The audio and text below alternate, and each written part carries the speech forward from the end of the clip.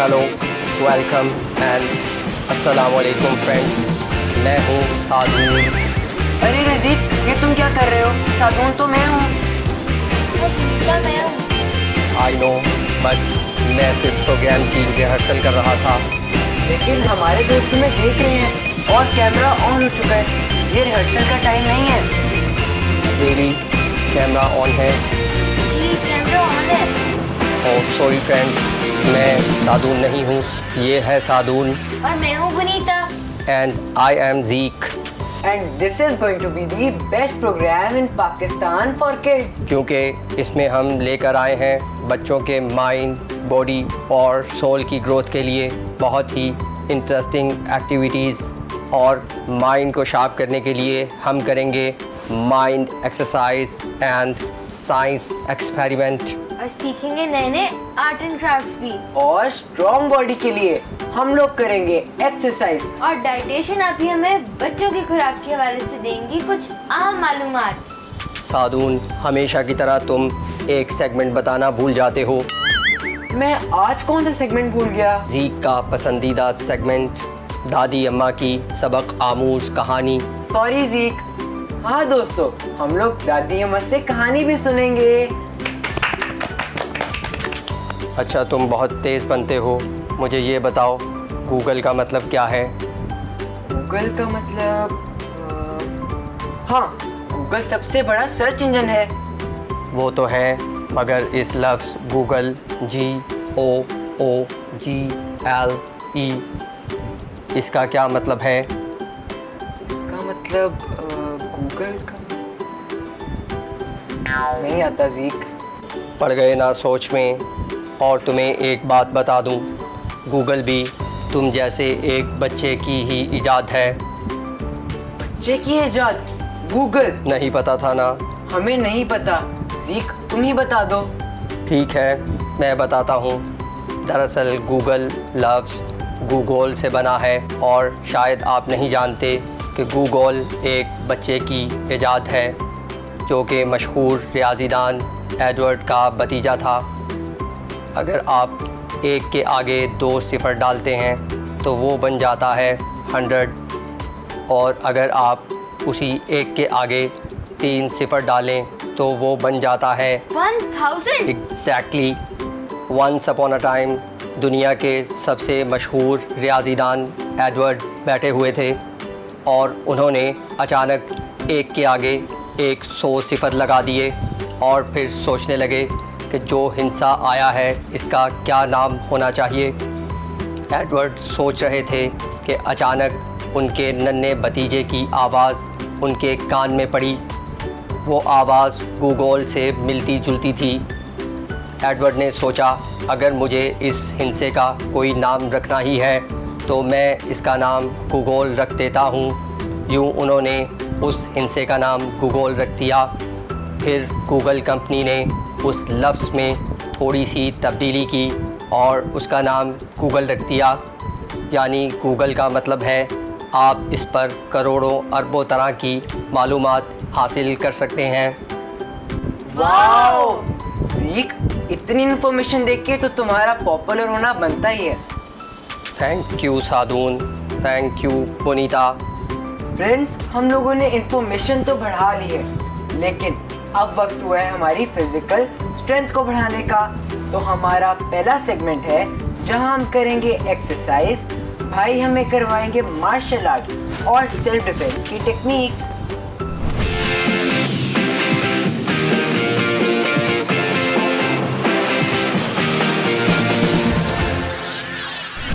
बिस्मिल्लाहिर्रहमानिर्रहीम। अस्सलाम वालेकुम। मैं हूं नदीम अली जंजुआ, ब्लैक बेल्ट 4 डान, आपका होस्ट।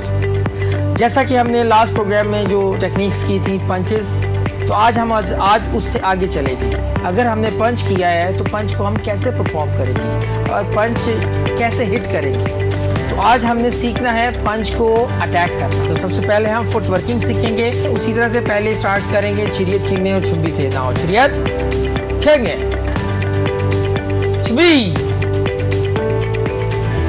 ड्रॉप छुब्बी, ये हमारा फाइटिंग स्टांस है। अब आपको, क्योंकि आपने पावर के साथ पंचेस करने, फाइटिंग के लिए पंचेस करने हैं तो आपकी बॉडी में रिदम होना चाहिए, आपके फुटवर्किंग अच्छी होनी चाहिए, तो उसके लिए आपको लेग्स में पावर चाहिए। उसकी प्रैक्टिस क्या है, मैं अपनी ट्राउज़र के ऊपर उठाकर आपको दिखाना चाहूँगा कि आपके टोज़ के ऊपर आपने कैसे आना है। ये देखिए, इस तरह से आपको अपने टोज़ पे आना है और ये जंपिंग करनी है लाइक दिस। ये जंपिंग आपको ज़रूरी है और इसमें आपने स्विच करना है फुट लाइक दिस, ठीक है। नाउ इसको हम टेक्वांडो लैंग्वेज में हम लोग कहते हैं फलमको। फलमको मीन स्टेप चेंज करना। नाउ मैं अभी फलमको बोलूँगा, नाउ फलमको क्या। अब ये देखें, मैंने फलमको के साथ एक तो स्टेप चेंज किया, सेकंड मैंने शाउट भी दिया। ये दोनों चीज़ें करना बहुत ज़रूरी है। इसमें मार्शल आर्ट में सेल्फ डिफेंस तो है, लेकिन हम डिफेंस करते नहीं हैं फाइटिंग के अंदर। फाइटिंग के अंदर सिर्फ अटैक है, mean attack and counter attack. So now attack and counter, attack and counter आप दोनों साइड से करेंगे, रोज़ाना करें इसको बाकायदा तौर पे। जो हमने पीछे जो लेसन दिए हैं उनके साथ इनको ऐड करना है। कभी भी आपने एक लेसन को ही नहीं करना, जब भी आपने प्रैक्टिस करनी है पुराने लेसन्स को साथ मिलाते हुए। अब जो टेक्निक है, हम पंच कैसे करेंगे। तो पंचेस हमने सीख लिए, जैसे कि ये और ये। अब इस पंचेस को अटैक करने के लिए ज़रूरी कि आपके दोनों बाजू चलने चाहिए। सो पहले हमने किया था क्या क्या, ये था। अब इसके साथ हम फ्रंट पंच करेंगे। नाउ क्या क्या क्या। जब आपको फ्रंट पंच करना आ गया, आपने सीख लिया, इसके साथ आप फॉरवर्ड स्टेप के साथ पंच करेंगे लाइक दिस। ओके, मेरा ख्याल है कि आप ये अंडरस्टैंड कर गए होंगे। अब इसके साथ आपने डबल पंच करना है। Now 1 2 with footwork like 1 and 2। Understand. आपका अपोनेंट आपसे दूर है, तो आप अपने अपोनेंट को जो दूर है उसको कैसे लेके जाएंगे, यहाँ से ये 1 and 2। ये मेरी साइड होगी फुटवर्किंग। आपने छोटा स्टेप नहीं लेना, बड़ा स्टेप लेना है। जैसे कि पहले हम एक्सरसाइजेज में वार्म अप में ये साइड स्ट्रेचिंग प्रोग्राम एक्सरसाइज करते हैं, इस तरह से यही स्टेप इसमें यूज़ हो रहा है। तो हमारी बहुत सी ऐसी एक्सरसाइजेज हैं जो आपकी मार्शल आर्ट की टेक्निक्स में यूज़ होंगी। सो दोबारा से हम अपनी टेक्निक की तरफ आते हैं। मैं आपको साइड पोज से बताऊंगा। यहाँ से ये back hit back hit back hit back, understand. यहाँ से अटैक एंड बैक। सो इसी तरह से अब हमने डबल पंच करना है। Now 1 2 and back. Now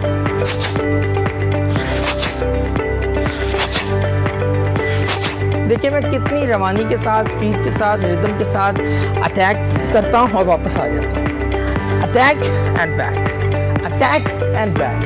so इसको हमने इस तरह से परफॉर्म कर दिया। तो फाइटिंग स्टांस में, फाइटिंग टेक्निक में आपके लिए ये पंचिंग थे और ये फुटवर्क। तो हमारा स्टांस हुई है छिड़िए, छीनने और छुंबी।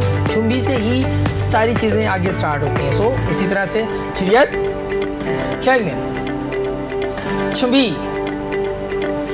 अब अगर आपका शॉर्ट स्टैंस के साथ मकसद है कि आपने शॉर्ट स्टैंस में आपने पंचेस करने हैं, तो वो अब मैं पहले आपको बताऊंगा। पोजीशन वही है जैसे मैंने आपको जोसन चक्की में बताया था कि यहाँ से पंच रखना है, यहाँ से ये पंच रखना है और उसके बाद आपने ऐसे हिट करना है। तो हम शॉर्ट स्टैंस में करके मैं साइड पोज में जाऊँगा। ये हमारा बेसिक चुंबी स्टैंस है और यहाँ से हम शॉर्ट स्टैंड हमारा वही है जो कि ड्रॉप चुंबी का था। अब हमने फॉरवर्ड जाना है। सो फॉरवर्ड जाते हुए लाइक दिस, ये पंच होगा हमारा। नाउ चुंबी, ये पंच है हमारा। अब आगे चलते हुए वापस आते हुए इसी तरह से अपनी ट्रेनिंग में वापस आना है।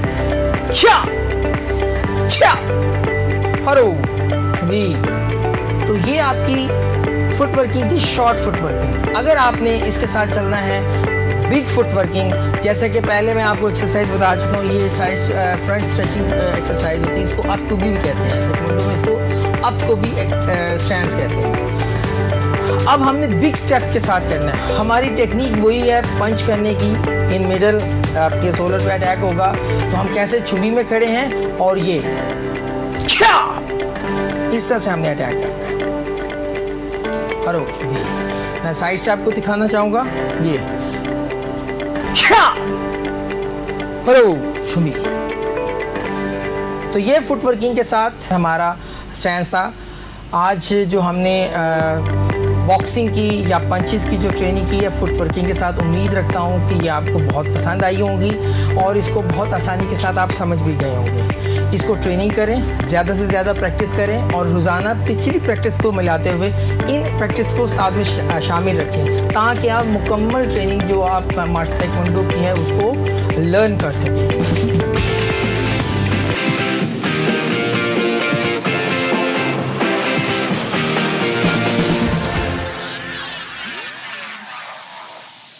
जी तो फ्रेंड्स, कैसी लगी आप लोगों को नदीम भाई की एक्सरसाइज? मुझे पता है आप लोगों को बहुत मजा आया होगा क्योंकि मुझे बहुत मजा आया है। और मुझे भी।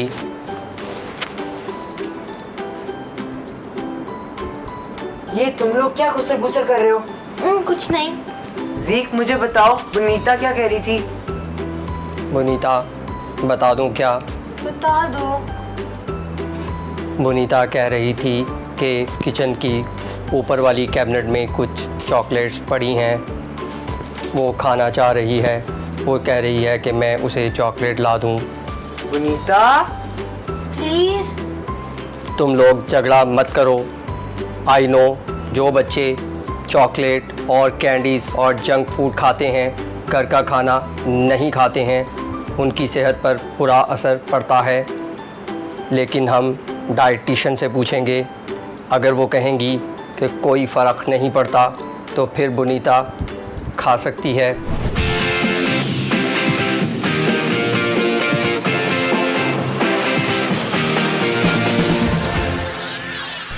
अस्सलाम वालेकुम जी, आई एम बुशरा शाहिद। प्यारे बच्चों, आपकी न्यूट्रिशनिस्ट एंड डाइटिशियन आज का क्वेश्चन मुंह में पानी लेकर आएगा आपके। मेरे तो आ रहा है, लेकिन क्या क्या चीज़ें हैं जो मैं नाम लेने वाली हूँ, कोई गेस करके बताएगा मुझे। तो आज की चीज़ें हैं chocolate, bakery items, cake, cold drink and all that blah blah blah blah blah. किन बच्चों को ये सारी चीज़ें बहुत पसंद होती हैं और ये चीज़ें बच्चे कब इसको बहुत ज़्यादा परस्यू करते हैं, बहुत ज़्यादा इन चीज़ों को अपने उनकी डिमांड हो जाती है इन चीज़ों के लिए, और किस तरह से पेरेंट्स जो हैं वो बच्चों को अनहेल्दी चीज़ों से हेल्दी चीज़ों की तरफ लेकर आ सकते हैं। दूसरा, पहला, अब इसी क्वेश्चन के पहले पार्ट की तरफ चलते हैं कि बच्चे घर का खाना नहीं खाते। क्यों नहीं खाते, ये एक सोचने वाली बात है और इसका जवाब यकीनन जो मुझे देख रही हैं माएँ उनके पास है और वो हल्के से मुस्कुरा भी रही हैं, थोड़ा सा कहीं ना कहीं एम्बैरेस्ड भी होंगी, लेकिन एम्बैरेस्ड होने की बिल्कुल ज़रूरत नहीं है। देखिए, आप अगर अपनी चीज़ों का एक स्केड्यूल बनाएं, अपने घर का एक टाइम टेबल बनाएं कि आज आपको ये पकाना है, जिसके अंदर एक पूरे वीक का स्केड्यूल आप बनाएं जिसमें आप कहें कि मैंने दालें भी बनानी हैं, आज मैंने सब्ज़ी भी उसमें ऐड करनी है, आज मैंने चावल भी बनाने हैं, आज रोटी का भी इस्तेमाल होगा। और अगर बच्चे आपके पसंद करते हैं जंक फूड, तो क्यों ना आप अपनी छुट्टी का दिन जो है वो ऐसे प्लान करें, ऐसी रेसिपी सर्च करें जो आपको क्विक भी लगें और आप उनको घर में बना के बच्चों को खिला सकें। तो मैं आपको 100% कहती हूँ, यकीन दिलाने के करवाती हूँ इस बात पे कि कम से कम 80% आपके बच्चे आपको एक महीने के अंदर अनहेल्दी डाइट मील्स के जो है उसको छोड़ के हेल्दी वेज जो हैं डाइट के उस पे आते हुए नज़र आएंगे। करना क्या है, बहुत सिंपल और आसान हल है। देखें, जब तक आप अपने डाइट के अंदर एक बैलेंस्ड फूड खुद नहीं इस्तेमाल करेंगी, खुद नहीं खाएंगी, खुद नहीं पकाएंगी, घर के अंदर उन चीज़ों की एक्सेस नहीं होगी, बच्चा कभी भी मोटिवेट नहीं होगा, बच्चा कभी भी उस चीज़ को उस खाने की तरफ नहीं आएगा।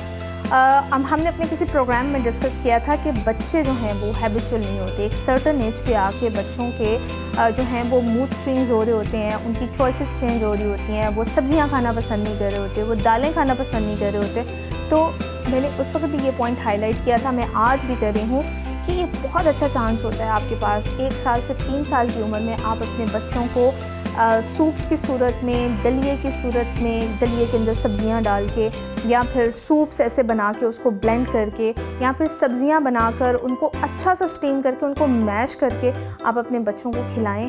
उनके अंदर जब टेस्ट बड्स ये शुरू से डेवलप होंगे तो मैं आपको गारंटी करती हूँ कि आपका बच्चा एक सर्टेन टाइम के बाद इन सारी चीज़ों की अफादियत से, एक तो उसको उसकी बॉडी को एनर्जी मिलेगी, वो नशोनुमा अच्छी पाएगा, उसके अंदर डेफिशिएंसीज नहीं आएंगी।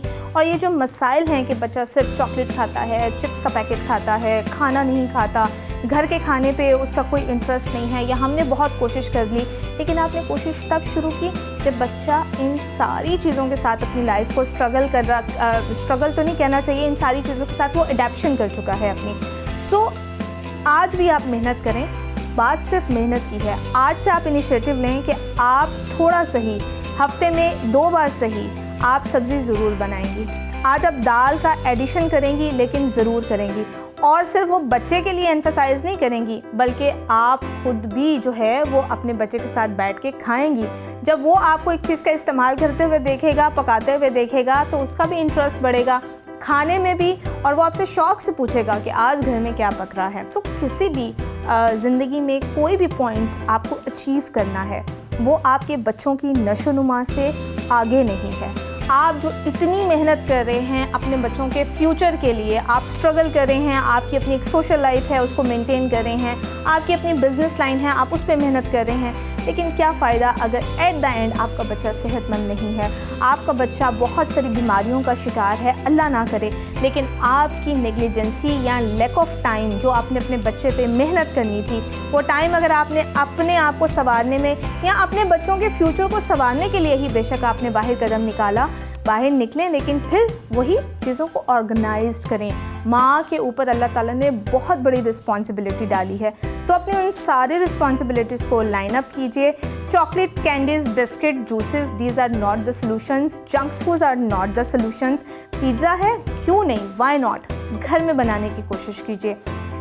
वही चीज़ें जो आप बाज़ार से ले रहे हैं उसको अगर आप यहाँ पे एक फिर छोटी सी टिप मैं देती हूँ, आप वही वाला जो पिज़्ज़ा है उसकी डो घर में जो आम आटा इस्तेमाल करते हैं, सिर्फ उसमें ये होगा कि आम पिज़्ज़ा उसके अंदर यीस्ट डाला जाता है, खमीर डाला जाता है, तो उसकी डो जो है वो फूलती है।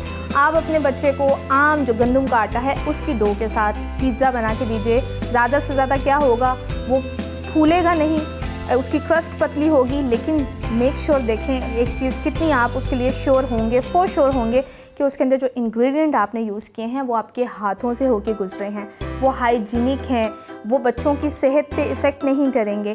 इसी तरह से आप बच्चों के लिए घर में फ्रोज़न आइटम्स बना के रख सकते हैं, बजाय इसके कि आप बाज़ार से फ्रोज़न आइटम्स ख़रीदें।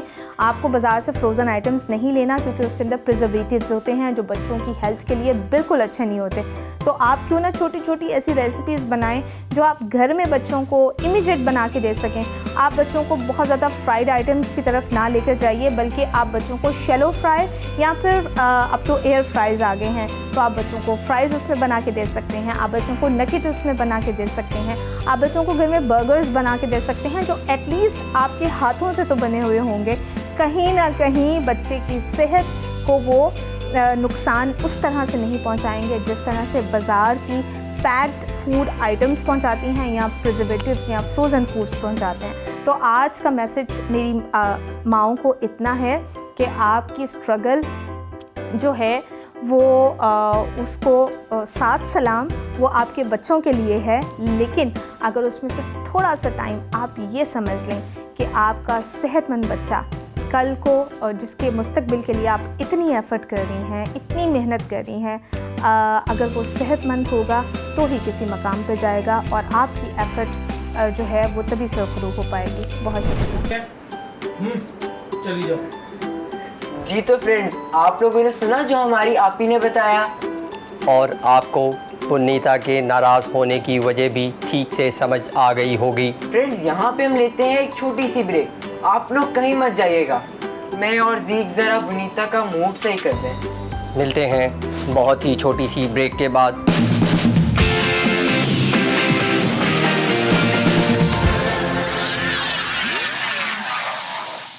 जी तो फ्रेंड्स, हम लोग ब्रेक से वापस आ चुके हैं।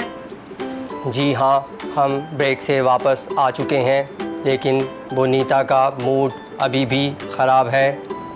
सादून, तुमने कहा था कि जब हम ब्रेक पे जाएंगे तो तुम इसका मूड ठीक कर दोगे। हाँ, लेकिन मैंने ये सोचा कि क्यों ना अपने सब दोस्तों के सामने वनीता का मूड सही करें। अरे ये तो बहुत ही अच्छी बात है। चलो फिर इसका मूड ठीक करो। ज़ीक, तुम्हें याद है तुमने मुझसे ब्रेक में एक पानी की बोतल मांगी थी? ऐसे कह रहे हो तो मांगी होगी। अच्छा, तो चलो फिर इस बोतल को पकड़ो। लेकिन मैंने क्यों मांगी थी? चलो सो खोलो ना, बातें ना करो मेरे साथ।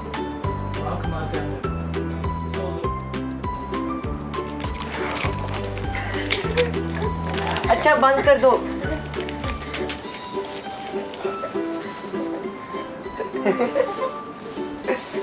ये क्या था? ये एक मैजिक बॉटल थी। ये मैजिक बॉटल नहीं है, ये ख़राब बॉटल है। देखो बह रही है। नहीं नहीं, ये मैजिक बॉटल है। देखो ना, इसने वनीता का मूड कितना अच्छा कर दिया है। चले दोस्तों, अब हम चलते हैं साइंस एक्सपेरिमेंट की तरफ।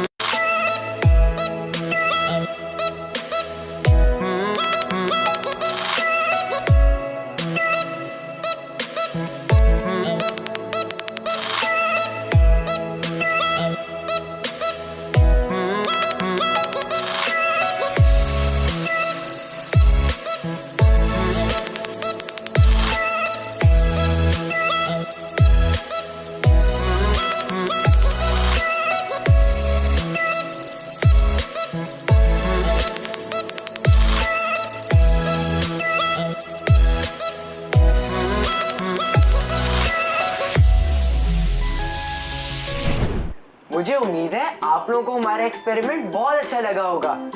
मुझे तो बहुत अच्छा लगा। तो हम चलते हैं अपने अगले सेगमेंट की तरफ, जिसका नाम है आर्ट एंड क्राफ्ट।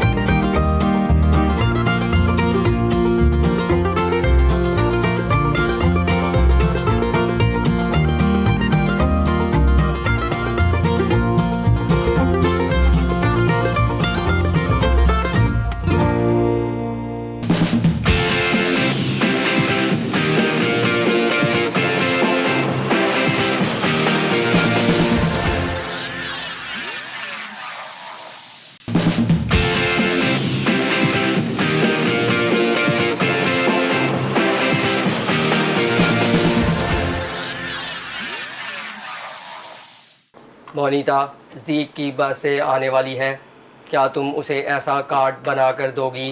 क्यों नहीं ज़ीक? Thank you Monita. तो अब वक्त हुआ है हमारे अगले सेगमेंट का, जहां हम लोग सुनेंगे दादी अम्मा से कहानी। तो फिर चलें?